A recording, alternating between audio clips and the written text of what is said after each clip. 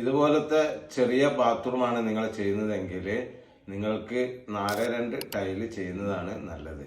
ചെറിയ ബാത്റൂമിന് വലിയ ടൈൽ ഒട്ടിക്കുന്നതിനേക്കാളും നല്ലത് 4-2 ടൈൽ ഒട്ടിക്കുന്നതാണ്. ഇപ്പൊ നിങ്ങളെ ബാത്റൂം 8-5 സൈസൊക്കെയാണ് വരുന്നതെങ്കിൽ നമ്മൾക്ക് 4-2 ഉപയോഗിക്കുമ്പോൾ കുറെ വേസ്റ്റേജുകൾ ഒഴിവായി കിട്ടും. അതേപോലെ തന്നെ കട്ടിങ്ങിലൊക്കെ നമുക്ക് ഒരുപാട് വലിയ ടൈൽ സൈസിനേക്കാളും ലാഭം വരുന്നത് ചെറിയ ടൈൽസിൽ ചെയ്യുന്നതായിരിക്കും.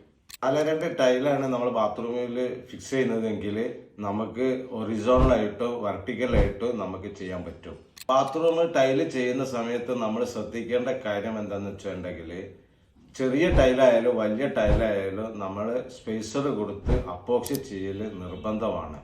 ഒരിക്കലും നമ്മൾ ബാത്റൂമിൻ്റെ അകത്ത് അപ്പോക്സി ചെയ്യാതിരിക്കരുത്. കാരണം അതിലൊരു കോംപ്രമൈസ് ചെയ്യരുത്. കാരണം പല പ്രശ്നങ്ങളും അപ്പോക്സി ചെയ്യാത്ത കാരണം കൊണ്ട് വരുന്നുണ്ട്. മിനിമം 2 mm എങ്കിലും സ്പേസർ കൊടുത്ത് അപ്പോക്സി ബാത്റൂമിൻ്റെ അകത്ത് ചെയ്യുന്നത് വളരെ നല്ലതാണ്. അതിലൊരു കോംപ്രമൈസ് ചെയ്യാതിരിക്കുന്നതാണ് ഏറ്റവും നല്ലത്. 4-2ന്റെ ബെനിഫിറ്റ് എന്താണെന്ന് വെച്ചിട്ടുണ്ടെങ്കിൽ നമുക്ക് ഒരുപാട് കളക്ഷൻസ് ഉണ്ട്.